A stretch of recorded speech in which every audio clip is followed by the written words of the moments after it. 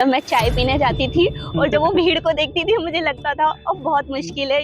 मतलब घर पे तो ऐसा था कि कोई कंपटीशन नहीं दिख रहा था कि जब 4 प्रीलिम्स नहीं निकलता है, आपको 5वीं में ऐसा क्या पता चल गया यूपीएससी के बारे में कि आपका प्री भी क्लियर हुआ, मेंस भी क्लियर हुआ? और तो मैंने ना एक क्वेश्चन का पैटर्न समझ लिया था कि मुझे कौन कौन सी ऑप्शनल की थीम तैयार करनी है, चाहे भाषा खंड हुआ है या सबसे पहले अपनी खुद की मैंने 3 महीने की स्ट्रेटेजी बनाई कि मुझे कितने टेस्ट पेपर लिखने हैं, मुझे किस तरीके से अपने जो कंटेंट है उसका वैल्यू एडिशन करना है। Hi everyone, welcome to Studency. आज मेरे साथ हैं भारती साहू मैम, जिनकी 850वीं रैंक आई 2023 के रिजल्ट में।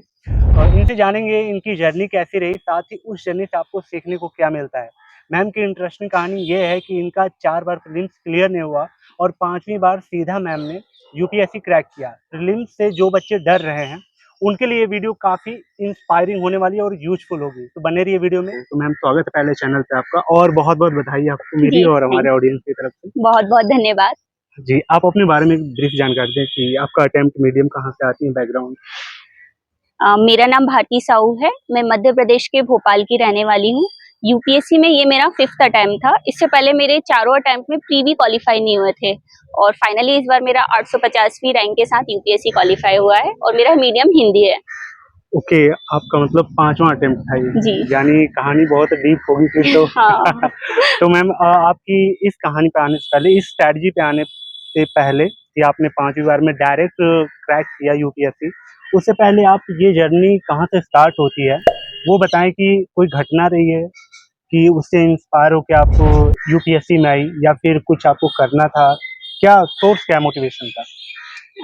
एक्चुअली सोर्स जो था मेरे घर के बैकग्राउंड से था। मेरे पापा एक ऑटो ड्राइवर है, तो वहाँ पे जब मैंने बच्चों की और महिलाओं की हालत देखती थी कि उनको एजुकेशन ना मिलने से क्या क्या दिक्कतें होती है, तो फिर मुझे लगता था कि मुझे कुछ ऐसा चेंज करना होगा तो कुछ अच्छा मैं कर पाऊँ सोसाइटी के लिए। तो मेरे माइंड में हमेशा बैकअप में ये चलता रहता था, बट ये था कि गाइडेंस नहीं थी प्रॉपर, घर पे कोई बताने वाला नहीं था, तो मुझे यूपीएससी के बारे में उतना आइडिया नहीं था ग्रेजुएशन तक। फिर एक बार क्या हुआ कि मैं बैंकिंग की तैयारी कर रही थी ग्रेजुएशन के दौरान।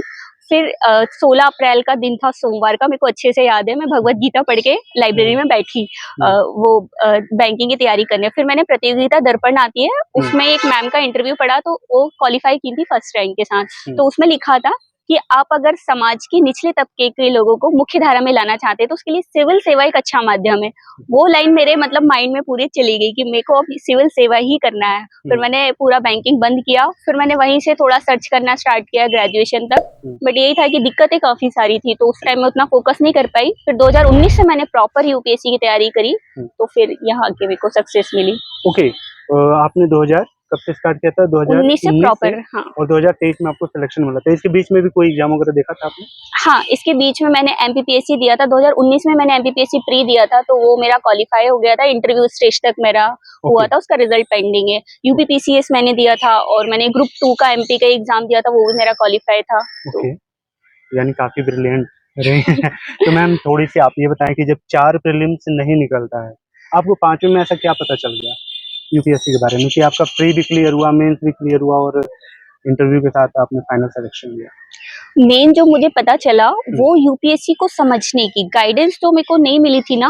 वो मैं दिल्ली आई जब मेरा यूपीपीसीएस मेंस प्री निकला 2022 में, तब मैं दिल्ली आके यूपीपीसीएस मेंस देने के बाद फिर मैं जब यहाँ के लोगों के साथ मिली, मुझे पता चला कंपटीशन कितना है। दूसरा, जो सिलेक्टेड कुछ लोग थे वो मेरे टच में आए, वो मेरे फ्रेंड्स बने, तो मुझे वहां से यूपीएससी की प्रॉपर गाइडेंस पता चली। और दूसरा, जो मैं 4 अटेम्प्ट में अपनी गलतियां कर रही थी वो थे मल्टीपल रिसोर्सेस। मैं काफी ज्यादा रिसोर्सेस कलेक्ट कर लेती थी और उनको रिवाइज नहीं करती थी।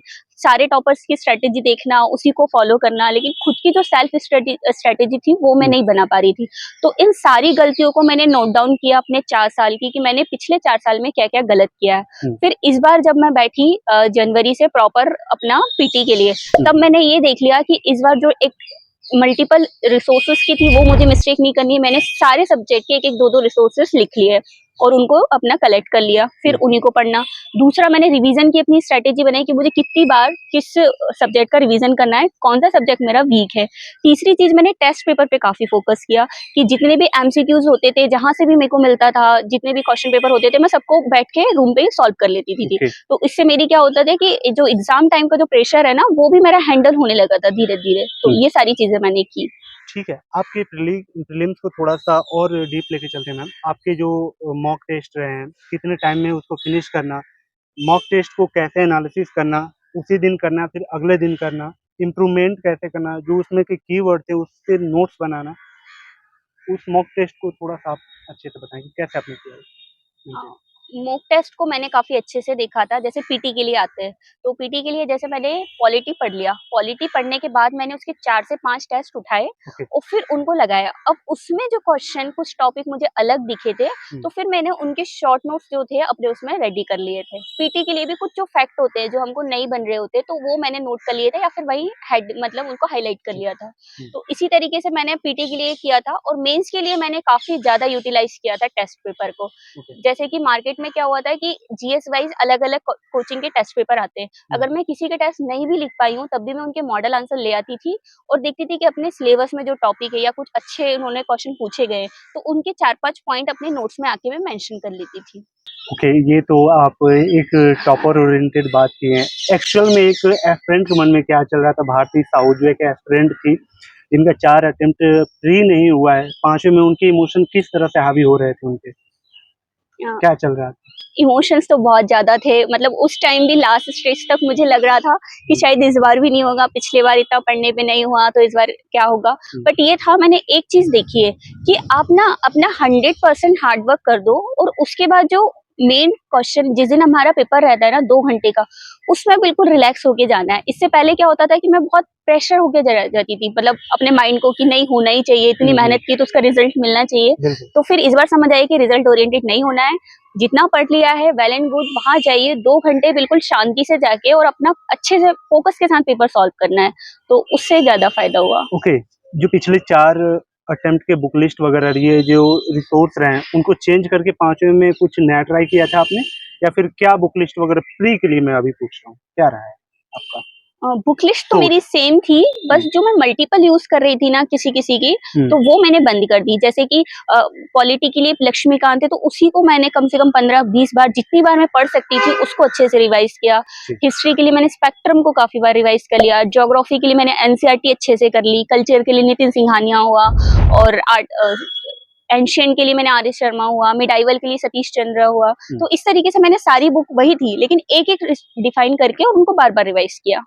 ओके, मेंस आपका पहले से रेडी था? जो 4 अटेम्प्ट आप कह रहे हो, उसमें अभी आपने मेंस होलिस्टिक तैयारी की थी या फिर 5 में आके ही कुछ अलग किया आपने मेंस के लिए? मेंस के लिए मेरा ये था कि पहले जो था मेरा ऑप्शनल सब्जेक्ट हिस्ट्री हुआ करता था पीटी से पहले, तो मेंस में मेरे साथ थोड़ी सी दिक्कत ये हुई कि मैंने पीटी के बाद अपना ऑप्शनल चेंज किया। मैंने ओके। हिंदी लिटरेचर स्विच इस किया, बार? इसी बार मैंने ओके। किया था। तो अब मेरे पास 3 महीने जो थे काफी क्रूशियल हो चुके थे कि मुझे अपना ऑप्शनल भी कवर करना है जी। और वैल्यू एडिशन मेरा नहीं हो पाया था, क्योंकि एक बार भी मेंस नहीं लिखा था, तो एक डर था कि पता नहीं क्या करना होता है मेंस में। तो वो सारी चीजें थी, लेकिन मेरे साथ क्या वर्क किया कि मैं शांति से बैठ के सबसे पहले अपनी खुद की मैंने 3 महीने की स्ट्रेटेजी बनाई कि मुझे कितने टेस्ट पेपर लिखने हैं, मुझे किस तरीके से अपने जो कंटेंट है उसका वैल्यू एडिशन करना है, किस तरीके से मुझे अपना ऑप्शनल तैयार करना है। तो वही मैंने रेडी किया था। जैसे कि अब ऐसा होता है कि मेंस में अगर आपका स्टैटिक्स अच्छा है, तो आपको सिर्फ उन सब्जेक्ट में इनरिचमेंट करना होता है, कुछ वैल्यू एडिशन करना होता है। तो वो सारे मैंने किए कि कोई 365 आई या फिर किसी की भी कोई करंट अफेयर की मैगजीन आई, उससे डेटा फैक्ट मैंने अपना उसमें टॉपिक्स में नोट्स में लिख लिया। किसी टेस्ट के जो मॉडल पेपर थे उसमें अच्छे अच्छे पॉइंट्स थे, वो मैंने नोट कर लिए किसी टॉपर की कॉपी से। तो इस तरीके से मैंने जीएस को वर्क किया। और ऑप्शनल के लिए मैंने पीवाईक्यू को स्टिक किया कि जो मेरे पीवाईक्यू हैं, जो सिलेबस है, उतना मुझे कंटेंट को तैयार करना है और उतना मुझे रिवीजन करना है। ओके, थोड़ा-सा मैम इस लिंक से मैं हट के एक क्वेश्चन पे आना चाहूँगा। तो 5 साल तक दिल्ली में रह के अफ़ोर्ड करना, ये चैलेंजिंग नहीं हुआ उनके लिए? हाँ, आपको आप पे प्रेशर नहीं आ रहा था बाद में? प्रेशर तो था, मतलब ऐसा था कि पहले कंडीशन बहुत ज़्यादा खराब थी, तो उस टाइम मैं दिल्ली नहीं आ पाई थी। लेकिन जिस टाइम मैं आई, तो उस टाइम थोड़ा ठीक हो गया था घर की कंडीशन भी। और दूसरा मेरे साथ प्लस पॉइंट ये हुआ था कि जो दृष्टि अस्मिता प्रोग्राम चलाती है स्कॉलरशिप का, उसमें मेरा हो गया था। ओके। तो वहाँ मेरा फिर रहना खाना फ्री हो गया, तो फिर मेरे लिए उतना मतलब चैलेंजिंग नहीं रहा वो। ओके, मेंस का थोड़ा-सा आप वैल्यू एडिशन कहाँ-कहाँ से की थी? अगर मैगज़ीन्स की बात करें, सोशल मीडिया, किसी भी तरह से, कुछ अगर शेयर करना चाहें, आप चाहे फ्री यूट्यूब चैनल किया हो, कोई फोरम वगैरह कुछ किया हो यूज़, कम्युनिटी वगैरह? जी, वैल्यू एडिशन के लिए मैंने गूगल का काफ़ी यूज़ किया था। मेंस 365 आती है विज़न की, वो मैंने देख ली थी। उसमें जो-जो काम के टॉपिक थे वो करती थी और सबसे अच्छा होता है कि ना किसी भी टॉपिक को गूगल पे डाल दो और यूपीएससी लिख दो आगे। उसके बाद उसमें ना पूरा निकाल मतलब के दे देगा चिट्ठा। वो अच्छा खासा आपको कंटेंट दे देता है। तो उसमें बस ये रहता है कि आपको कंसाइज़ करना रहता है, ज़्यादा चीज़ों को नहीं लेना है क्योंकि देखो आंसर में हम उतना ही लिख पाएँगे। 4 से 5 पॉइंट हमको सिर्फ़ काम के निकालने होते हैं। तो फिर मैंने वो गूगल करने के बाद वो निकाल लिया और फिर जैसे पीआईबी हुआ, एक बेटर इंडिया की वेबसाइट होती है तो उसमें एथिक्स और ऐसे के एग्जाम्पल काफ़ी अच्छे मिल जाते हैं, तो उसका मैंने यूज़ किया था। ओके, आपके लाइफ में या फिर एस्पिरेंट के लाइफ में कोचिंग या फिर घर से रह के जो सेल्फ स्टडी लोग करते हैं, मेंटरशिप, इन सब का कितना रोल है? लगता है नीड या किसी पर्टिकुलर स्पेसिफिक एस्पिरेंट के लिए ज़रूरत भी नहीं होता है इनका? आपको लगता ये ना पर्सन टू पर्सन वेरी करता है। है आपके लिए? जैसे कि मेरे लिए ये था कि मेरा एजुकेशन बैकग्राउंड बहुत ज़्यादा निल था। मतलब आप एक ऐसे गवर्नमेंट या प्राइवेट स्कूल से आते हो, जहाँ आपको उतना ज़्यादा मतलब क्वालिटी एजुकेशन नहीं मिलता है, आपको सब्जेक्ट की किसी चीज़ की समझ नहीं है, तो आपके लिए गाइडेंस और कोचिंग सारी चीज़ें फिर मैटर कर जाती है। आपकी फैमिली में कोई ऐसा नहीं है, तो अगर कोई ऐसे बैकग्राउंड से है और वो थोड़ा भी एफोर्ड कर सकता है, तो फिर उसको मेंटरिंग का या फिर उसकी काफ़ी नीड है, उसको करना चाहिए। लेकिन अगर आपकी स्कूलिंग अच्छी है, आपके घर में कोई ऐसा मेंटर है और प्रॉपर घर में एटमॉस्फेयर ऐसा है पढ़ाई के लिए, तो आप फिर घर से भी तैयारी कर सकते हो क्योंकि आजकल डिस्टेंस लर्निंग प्रोग्राम इतने हो गए हैं ऑनलाइन, तो आप उससे भी कर सकते हैं फिर। आपका डिस्ट्रैक्शंस क्या है सबसे बड़ा? मेरा फैमिली रहा था, मतलब घर में कुछ चल रहा होता, अगर मुझे पता चल जाता था, तो फिर वो मेरे डिस्टर्ब माइंड में चलता था। वो मेरे फेस पे, माइंड में, मेरी पढ़ाई पे, सब पे वो इफ़ेक्ट कर देता था, तो वो सब ओके, गया था। मूवी वगैरह या फिर कुछ हाँ। Social media? सोशल मीडिया में सिर्फ व्हाट्सएप चलाती थी और इंस्टा तो मैंने सिलेक्शन के बाद ही बनाया, फेसबुक अभी भी नहीं बनाया है। बाकी अकाउंट्स मेरे हैं नहीं कहीं एक्टिव में। और बाकी मूवीज़ ऐसा था कि मैं सैटरडे की नाइट में एक डिसाइड कर लिया था कि इतना टारगेट मेरा अचीव हो गया, तो मैं एक मूवी देखूँगी। वो मेरे को अच्छी लगती थी कुछ-कुछ तो। ओके, माइलस्टोन पार करने के बाद कुछ हाँ, वो मैं ओके, खुद के एक रिवार्ड के टाइप पे देखती थी कि एक हाँ, मूवी हाँ। देखनी है मेरे को। ठीक है, सिलेक्शन के बाद जब आप घर गई तो वो माहौल क्या रहा था? और जब वहाँ पहुँचती हैं तो आप बताना चाहेंगी? बिल्कुल, वो माहौल तो बिल्कुल अलग था। मतलब मैंने सपने में भी नहीं सोचा था कि इतना कुछ हो चेंज हो जाता है। हुँ, मतलब जैसे ही मैं सिलेक्शन के दूसरे-तीसरे दिन गई तो स्टेशन से ही मतलब लोग इतने हार-फूल के साथ आपका स्वागत करने के लिए आते हैं, आपका इंतज़ार करते हैं। हुँ। और जो कभी ऐसा था कि बोलना पापा भी किसी पसंद नहीं करते होंगे। हाँ, हम लोग को कभी शादी में, वहाँ में हुँ, फंक्शन में नहीं बुलाते थे। हुँ, हुँ, इतने हुँ। अच्छे-अच्छे लोग आते हैं घर पे, आपके साथ फ़ोटो क्लिक कराएँगे या फिर बोलेंगे कि हमको पता था, हम जानते थे, मीट जबकि कर कभी नहीं लेंगे। देखा था। वो होता है। ओके, मैम सबको पता है जैसे कि आपका एथिक्स हुआ और ऐसे हुआ, ऑप्शनल हुआ, ये डिसाइडिंग फैक्टर होते हैं ज़्यादातर रैंक लाने में। तो इन तीनों पे आपकी कमांड क्या रही है? एथिक्स, ऐसे और ऑप्शनल? ऑप्शनल पे तो मैंने बताया है कि थोड़ा-सा बस इतना फैक्टर था कि मैंने 3 मंथ में उतना ज़्यादा नहीं कर पाई थी, तो उसमें मेरे हुँ, 245 मार्क्स रह गए थे। हुँ, लेकिन अगर आप इसी स्ट्रैटेजी के साथ चलते हैं, तो मुझे लगता है कि अच्छा कर सकते हैं। स्ट्रैटेजी क्या होना चाहिए कि ऑप्शनल में एक अच्छी चीज़ ये होती है कि पीवाईक्यू ना काफ़ी ज़्यादा रिपीट होते हैं। तो मैंने ना एक क्वेश्चन का पैटर्न समझ लिया था हुँ, कि मुझे कौन-कौन सी ऑप्शनल की थीम तैयार करनी है, चाहे भाषा खंड हुआ या फिर पद्य साहित्य हुआ या गद्य साहित्य हुआ। तो मैंने वो सारी थीम को अपने शॉर्ट-शॉर्ट नोट्स में रेडी कर लिया। हुँ, रेडी करने के बाद मैं उनको डेली रिवाइज़ करती थी। तो ये स्ट्रैटेजी मैंने ऑप्शनल के लिए फॉलो की। उसके बाद आते हैं एथिक्स के लिए। एथिक्स में मेरा प्लस पॉइंट ये रहा कि मैंने क्या किया, पूरे सिलेबस जो था हुँ, उसकी जो भी डेफिनेशन थी, कुछ-कुछ शॉर्ट-शॉर्ट पॉइंट्स थे उनको नोट कर लिया। हुँ, उसके साथ मैंने कुछ एग्ज़ाम्पल कलेक्ट किए जो रिसेंट के सिविल सर्वेंट होते हैं या फिर कोई पद्मश्री अवार्डी वगैरह रहते हैं जो अच्छे-अच्छे वर्क करते हैं ना हुँ, समाज हुँ, में, उनके एग्ज़ाम्पल मैंने नोट डाउन कर लिए, बेटर इंडिया वेबसाइट या कहीं से भी लाके। हुँ, ऐसे में भी मैंने कुछ अच्छी स्टोरीज़, कुछ अच्छे कोट्स जो हिंदी साहित्य में हम कोट्स वगैरह पढ़ते हैं, उन सबको मैंने वहाँ पे हुँ। नोट कर लिया, तो फिर वो मेंशन करके आई थी। जब आप इंटरव्यू में जाती हैं, इंटरव्यू में कुछ सवाल बताना चाहेंगे, क्या-क्या पूछे गए थे आपसे? हाँ, इंटरव्यू मेरा काफ़ी इंटरेस्टिंग था और हुँ, अच्छा था, मतलब जैसा मैंने इमेजिन किया था उससे काफ़ी बेटर हुआ। हुँ, तो मुझसे मोस्टली महिलाओं का टॉपिक पूछा था क्योंकि मेरे वो डेफ में मेंशन था। हुँ, तो उन्होंने पूछा था कि सिविल सेवाओं में महिलाओं को आरक्षण देना चाहिए कि नहीं? इसका मुझे लगता है कि मेरा आंसर काफ़ी सैटिस्फैक्शन लगा था उनको। हुँ। तो वो हुआ और अपने साहित्य में महिलाओं की स्थिति हुआ, समाज में महिलाओं की स्थिति हुआ, राजनीति में, मतलब सारा जो महिलाओं पक्ष से था, ही हाँ, रिलेटेड। काफ़ी ज़्यादा महिलाओं से रिलेटेड मुझसे पूछा गया था। हुँ, आजकल जो सिनेमा है उसने कितना बदल दिया है हुँ, महिलाओं की हुँ, स्थिति को, हुँ। ये सारी चीज़ें थी और कुछ मेरे एमपी से रिलेटेड क्वेश्चन थे, स्टेट से ठीक रिलेटेड। है, आप जब दिल्ली आती हैं वो स्टार्टिंग टाइम जब भारती साहू एक घर से निकल के आती हैं दिल्ली और देखती हैं इतनी कि चारों तरफ किताबी यूपीएससी के यहाँ बतरा पे दिखेंगे आपको, वैसे वैसे लोग दिखेंगे जिनका 3 अटेम्प्ट 4 अटेम्प्ट भी उनका क्लियर नहीं हुआ था। तो ये सब देख के कितना क्या-क्या चल रहा था मन में स्टार्टिंग में आप? बहुत चलता था, मतलब मैं चाय पीने जाती थी और जब वो भीड़ को देखती थी मुझे लगता था अब बहुत मुश्किल है, मतलब घर पे तो ऐसा था कि कोई कंपटीशन नहीं हाँ। दिख रहा था।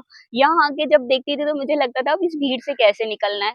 तो फिर मैंने ना अपने दिमाग को ये समझा लिया था कि इस भीड़ से निकलने की एक ही स्ट्रैटेजी है, जिस काम के लिए आप यहाँ आए हो, सुबह उठते से उसको अपने दिमाग में चलाना है। जैसे मैं अपने मम्मी-पापा का बस चेहरा याद रखती थी कि वो इतना स्ट्रगल कर रहे हैं मेरे लिए, तो मुझे क्या करना है, अपना एक दिन भी, अपना एक टाइम भी किसी भी फालतू काम में बर्बाद नहीं करना है। और ये समझ कब आया?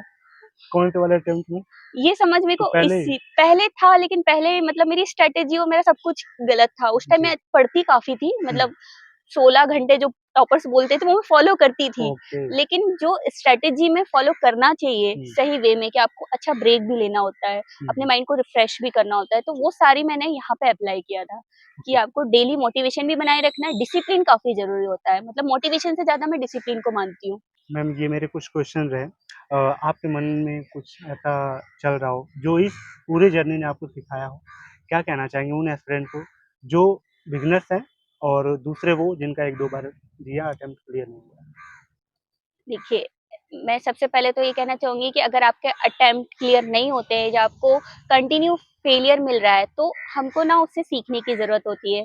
जैसे कि हरिवंश राय की जो कुछ पंक्तियाँ हैं, उनसे मैं बताना चाहूँगी कि असफलता एक चुनौती है, इसे स्वीकार करो। क्या कमी रह गई है, देखो और सुधार करो। जब तक ना सफल हो, नींद चैन को त्यागो तुम, संघर्ष का मैदान छोड़कर मत भागो तुम। कुछ किए बिना ही जय-जयकार नहीं होती, कोशिश करने वालों की कभी हार नहीं होती। कोशिश करने वालों की कभी हार नहीं होती। ये पंक्तियाँ मुझे पाँचों अटेम्प्ट में काफ़ी मोटिवेट करती थी। जब भी मैं फेल होती थी ना, तो मैं सीखने की कोशिश करती थी। तो आप भी यही करिए कि कहीं अगर फेलियर हो रहे हैं, तो उससे लर्निंग लीजिए कि क्या अब इम्प्रूव करना है और उसको रिपीट नहीं करना है। और बाकी कोई भी बैकग्राउंड हो, किसी भी घर से, किसी भी जगह से आते हो, वो कुछ मैटर नहीं करता। अगर आपके अंदर विल पावर है, तो आप ज़रूर एग्ज़ाम को क्रैक कर लेंगे। Thank you so much ma'am time देने के लिए और साथ ही अपने एक्सपीरियंस को शेयर करने के लिए। होप गाइस ये वीडियो आपको वैल्यूएबल लगी हो। मैम को विशेष दे सकते हैं। इस बार आप अपीयर हो रही हैं अगेन? नहीं, नहीं, मैं नेक्स्ट ईयर। ओके, तो मैम को भी विशेष दे सकते हैं कि जहाँ पे मैम की पोस्टिंग वगैरह हो, वहाँ भी आप प्रॉपर अच्छे से बिल्कुल। अपना काम करें। चलिए मिलते हैं किसी और ऐसी शानदार वीडियो में। अगर आपका कोई डाउट रहेगा हो, वो कमेंट कर दें ताकि मैं अगले टॉपर से मिलूँ तो आपके डाउट वो क्लियर हो जाएँ। तो चलिए मिलते हैं किसी और ऐसी शानदार वीडियो में। तब तक के लिए thank you so much and bye-bye. Thank you. Thank you.